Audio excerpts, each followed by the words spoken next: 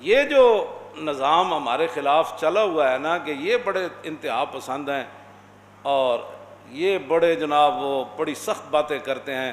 کبھی کس روپ میں اجلاس ہوتے ہیں, کبھی کس روپ میں اجلاس ہوتے ہیں. کہاں وہ اقبال کلندر لاہوری تھے, میں ایک گل کر رہا ہوں تاکہ بعد تمہیں سمجھ بھی آوے.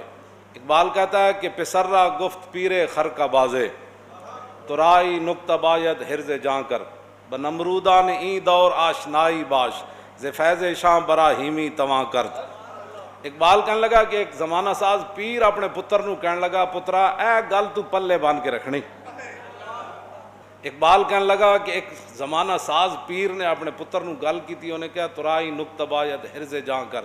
کہندا پترا اے گل پلے بن کے رکھنی, اے نہیں بولنی میری گل. انہیں کہا کی؟ انہیں کہا کہ بنمرودان این دور آشنائی باش. کہنے لگا اس دور دے جڑے نمرود ہیں نا انہوں نے یاری لا کے رکھنی. جیڑی حکومت آوے جس دور دا نمرود جڑا آوے وہ یاری لا کے رکھنی. لیکن لوگوں تے کہنا ہے انہوں نے ملے ہوئے زے فیض شاں براہیمی تواں کرد.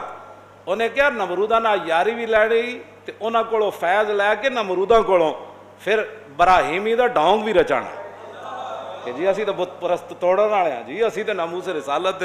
ہاں جی ہاں کیوں جی اقبال کیسی بات کر گیا. کہندا انہاں نے یاری بھی لانی تے نال کہنا جی اسی بھی ناموس رسالت. ساڑھے حضرت صاحب ناموس رسالت تے بڑی قربانی دیتی. تے میں کہا فیض آباد والے کتنے سن؟ توجہ ہوئی تے جدوں فیض آباد گولیاں چل رہی سن آپ اس ویلے کتنے سن؟ جدوں لوگ شہید ہو رہے سن اس ویلے کتنے سن؟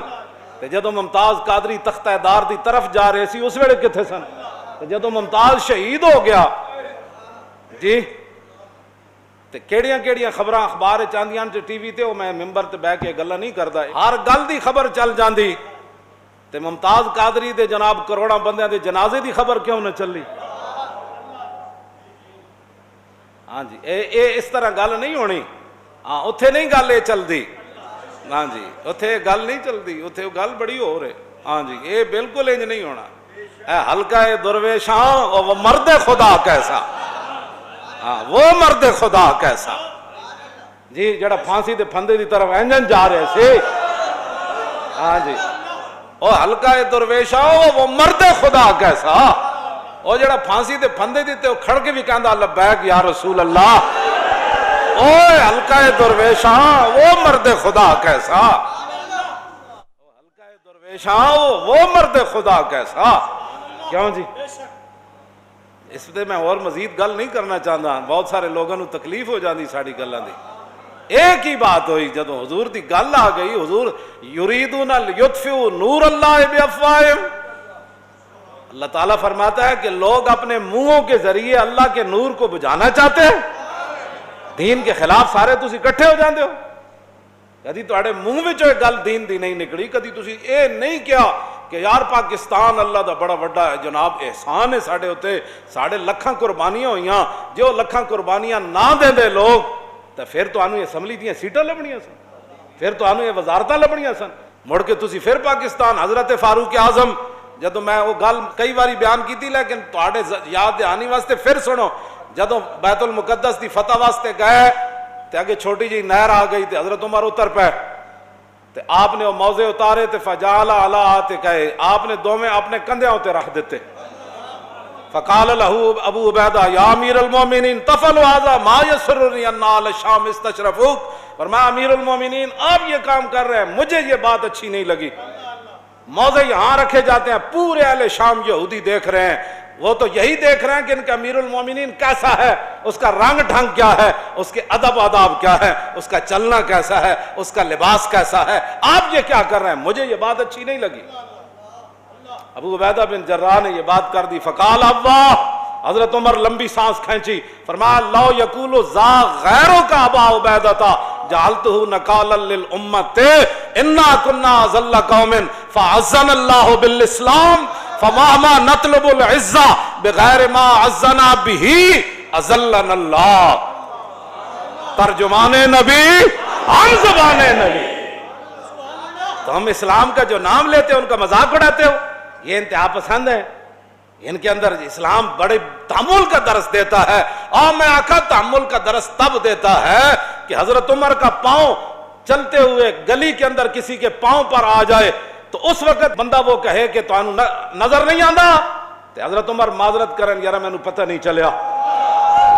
لیکن گل جدو دین دی آ جائے، گل جدو ناموس رسالت دی آ جائے تو پھر تے حضرت عمر اتنی دیر بھی نہ کیتی، جنہیں حضور دا فیصلہ نہ منیا، صرف اندر تلوار دے لانے دی دیر کیتی، آ کے آپ دا سر تن نال جدا کیتا. تے آپ نے فرمایا ہاکذا عقدی بما لم یرضى بقضاء اللہ ورسولی، فرمایا جو اللہ رسول کے فیصلے پر راضی نہیں اس کا یہی فیصلہ ہے جو عمر نے کر دیا ہے. ساتھ بیٹھ کر پھر سارے کیوں جی انہوں نے بیٹھ کے پریس اسلام بڑے تحمل کا درس دیتا ہے، بردباری کا درس دیتا ہے. میں آخا سی پڑھے ہوئے جڑا تحمل بردباری درس کیوں جی. حضور دراز گوش ہوتے تشریف لے آ رہے کیوں جی، اور وہ پیروں میں خاک اٹھی. عبداللہ ابن ابی اپنا منہ ڈھانپیا تے آپ نے فرمایا اوئے اے کیا کیتا ہے تم. انہوں نے جناب اتنی دیر جناب گل گرمو گرم ہو گئی. پھر کھڑیاں کھڑیاں اس گدے مبارک نے حضور دے دراز گوش نے پیشاب کر دیتا. وہ کہنے لگا الیک انی آذانی نتن حمارے کا، حضور انہوں دور لے جاؤ، یہ پیشاب نہ سانو بڑی تعفن پھیلیا. تے صحابی تحمل کی بات ہے، اس نے پیشاب کے بارے میں بات کی کیوں جی، لیکن فرمایا تجھے پتہ نہیں یہ پیشاب کس جانور کا ہے. تحمل بھی کیا تو بردباری بھی گئی. اور مدینے کے رہنے والا باشندہ اور حضور کے پیچھے نمازیں پڑھنے والا عربی دان فرمایا حضور کا جو دراز گوش ہے اس سے تو نفرت کرتا ہے. واللہ لحمار رسول اللہ اطیب ریحم من کا، فرمایا رسول اللہ کا مبارک جو ہے دراز گوش ہے وہ تجھ سے زیادہ پاکیزہ ہے. عشق اپنے فیصلے، اقبال کہندا دی سراپا سوختن اندر طلب، انتہاش عشق و آغازش ادب. اقبال کہندا دین تو نام ہی حضور کی یاد میں جلنے کا ہے، اس کی ابتدا ادب ہے اور انتہا عشق ہے. کہ آج بھی صدیق اکبر حضور کے پاؤں میں لیٹے ہوئے عشق ہے. اس کی زور عشق از باد و آب و خاک نیست. اقبال کہندا عشق دا جڑا زور ہوندا نا وہ بڑے سارا بندہ جنا نو اتنے سارے ڈولے ہون تے روزانہ جناب ہریسا کھاندا ہوے تے 5 کلو دودھ شامی تے 5 کلو سویرے تے ڈنڈ بیٹھتا تے نال بادام تے پھر مسٹر لاہور بن جائے. اقبال کہندا اے مسٹر لاہور کے لیے بادام ضروری، ہاں اس کے لیے گوشت ضروری. میں کہا پھر اقبال عشق کے لیے کیا ہوتا ہے؟ کہتا ہوں زور عشق از باد و آب و خاک نیست، قوت از سختی اعصاب نیست. اقبال کہنا اتھے ڈورے نہیں ویکھے جاندے، اتھے بدن نہیں ویکھا جاندا. اتھے تے عبداللہ بن مسعود دیاں ٹنگا باریک بھی ہون تے صحابہ نو حضور فرمان یہ ٹانگیں اوت پہاڑ سے بڑھ کر وزنی ہیں. ہاں جی توجہ. ہاں عشق دا زور کچھ اور ہی ہوندا. عشق سلطان است و برہان مبین، عشق را ہر دو عالم زیر نگی، لا زمانو دوش و فردا یزو، لا مکانو زیر و بالا یزو. یہ کیا باتیں ہیں تم؟ جو اٹھتا ہے لبیک کے خلاف باتیں کرتا ہے.